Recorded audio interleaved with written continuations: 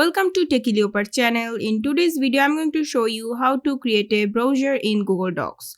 First, open Google Docs.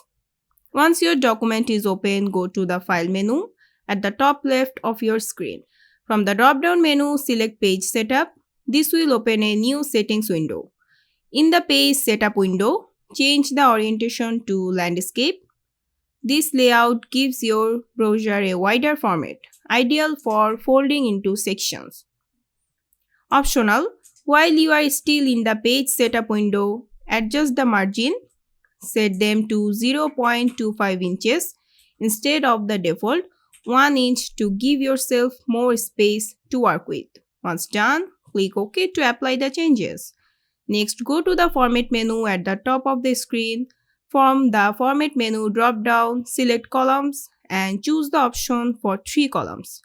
This will divide your page into 3 equal sections, perfect for a trifold brochure.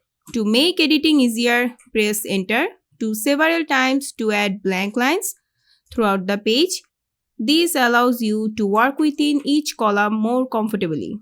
Now, click inside and column to begin adding your text, image, or other content.